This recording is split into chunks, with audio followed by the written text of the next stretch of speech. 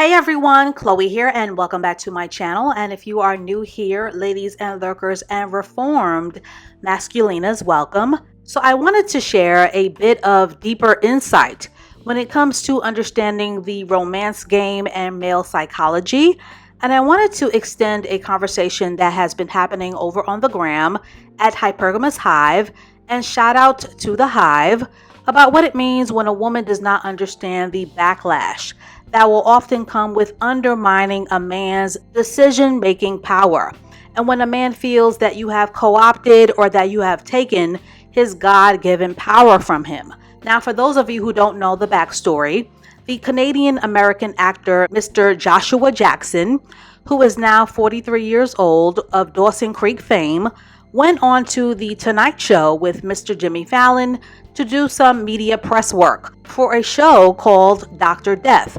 And at the start of the interview, he was asked by Jimmy Fallon about how his marriage story came to be and when did he know that his wife was the one. And please keep in mind that the most interesting and that the very revealing part of this interview is that Jimmy Fallon never once asked that man who proposed to who.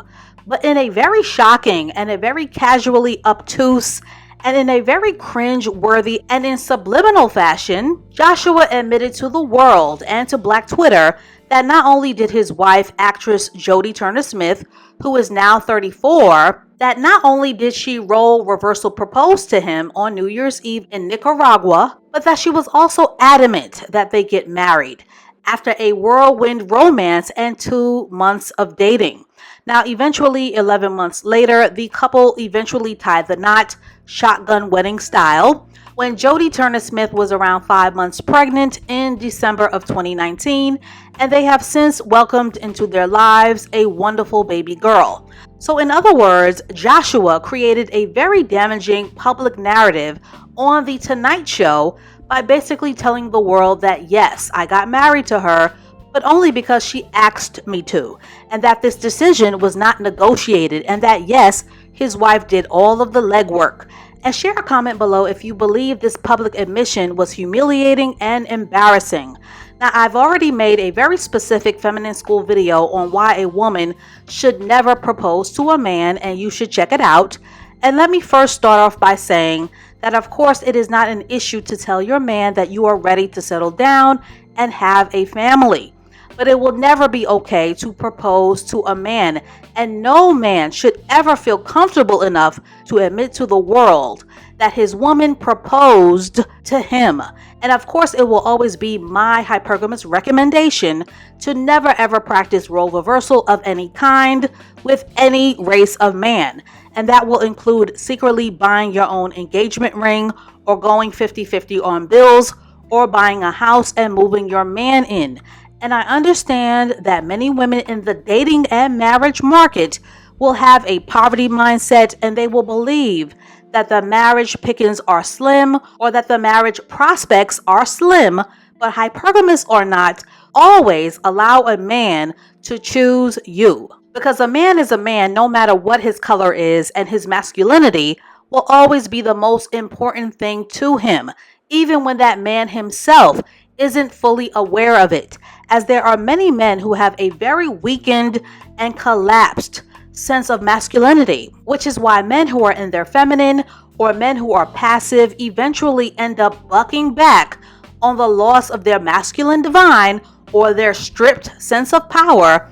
And they will do this by humbling you, by humiliating you, by chopping you down a peg or two, by embarrassing you, by cheating on you, by not defending your honor, by throwing you to the wolves, and by doing whatever it will take to restore a stronger sense of masculine balance and masculine power. So Mr. Jackson's accidental flub has many deeper layers, and drop a comment below if you believe that a 43-year-old man just made a simple oversharing mistake. But this is what will happen when a man is internally bothered and is feeling secretly resentful and is feeling some type of way about having his decision-making power stripped from him, no matter how big or how small that power may seem to us as modern women, nice guy or not, and beta male or not. And unfortunately, when a person's communication style which is unfortunately very common with modern men, as many modern men of today are societally groomed to be in their feminine, to the point where they will often end up being very passive aggressive men. But when a man is passive aggressive, or their ego is very damaged or bruised, things tend to bubble up in a very nice, nasty kind of way, even when a man is in love with you. And this is especially what will happen when a man is secretly overwhelmed with feelings of inadequacy and insecurity, or feeling powerlessness, or is feeling overshadowed, or is feeling disrespected. But a feminine woman should always make it a point to understand the basics of male psychology and the male principle, because men, simply put, do not think like us at all. And the sooner that we can accept this unchanging truth, the greater our chances of success and harmony with men, so that a woman isn't undermining what is most important to all races of men, and that is power, followed by respect, admiration, recognition, and being in the driver's seat of his romantic relationship. Now, at first glance, on the surface, his public admission might look and sound like a very innocent, dopey and goofy public flub, or a typically innocent overshare. But it was the lack of concealment, and it was the way he volunteered this very damaging narrative. And more specifically, it was the use of the energetically charged word adamant, that his wife was adamant and insistent that they get married, that rung the hidden and covert and the quiet power struggles and the role reversal resentment alarm for me. Because he basically passively aggressively threw his wife under the bus and to the wolves for public scrutiny and criticism by painting a narrative of him being the prize, of her chasing him, of her coveting him, and on a deeper level of her being the aggressor and pursuing him and pressuring him, and of him being forced and cornered and entrapped. So Mr. Jackson, at minimum, indeed failed miserably on what a husband is supposed to do, and that is protect his wife, their love story, and their marriage story. And not only is a husband responsible for being a provider, but he is also responsible for protecting his wife's reputation and her honor. And when a man fails to do that, it is a huge red flag sign that he is secretly pissed. Now, Mr. Joshua Jackson, in my opinion, just comes off to me like a man who is way more excited about becoming a first-time father at the age of 43, especially coming out of a 10-year relationship with actress Diane Kruger, a relationship that produced no children and no legal status, as they were never married. And in my opinion, from watching this Tonight Show interview, he just seems way more excited about becoming a first-time father than he is in being a top-notch husband. And perhaps he is feeling a bit resentful that narrative-wise that he has been reduced to being Mr. Jodie Turner-Smith's husband instead of the other way around, which is always bruising to a man's ego and his masculinity, especially when the narrative is that of a husband who is in the shadow of his wife. Now, I am not saying that this man is not in love with his very strikingly beautiful wife, but it was clearly very important to him to let the world know that his marriage was not his idea, and that nor was it his initial decision, which is a very funky power play and is a very funky roundabout way of saying that his wife is the take charge woman and the boss who wears the pants. Now, in observation, perhaps Mrs. Jodie decided to apply pressure in pursuing her husband full throttle to not only mark her territory for a man that she wanted to be with, but to also ensure that she wouldn't end up in a drag it out situation with a man who has an open history of not marrying his prior longtime girlfriend. So she did what most modern women would do, and that is treat her relationship like a task or like a business or like an assignment by grabbing the bull by its horns to ensure that in the end that she will be the victorious chick who in the end will get what she wants. But unfortunately, when you are the huntress in your relationship, a man will not take to it kindly, and he will find a way to pay you back for what you may feel is very harmless aggression. But when a man feels as if his power is shrinking too much, he will find a way to restore that order and to restore his masculine power.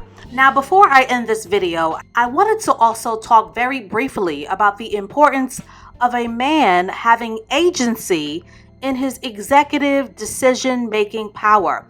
And this, ladies, lurkers, and ear hustlers, is a desire for all races of men.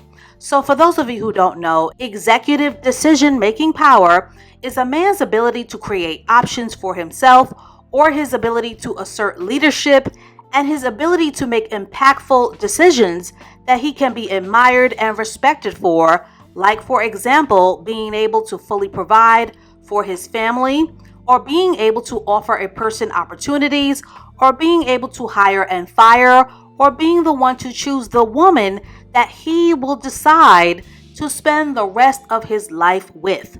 That is what it means to have executive power, which is why most broke men of all races will whine and complain, because they will feel powerless and stuck, and they will often lack the basics of having executive decision-making power that will give them the recognition and the respect, and in many respects, the worship and the admiration that their wiring so desperately craves. So that is all that I have to say on this for now. Mr. Jackson could have honestly taken that proposal story to the grave, because that move was very low value and tasteless, whether unconscious or not.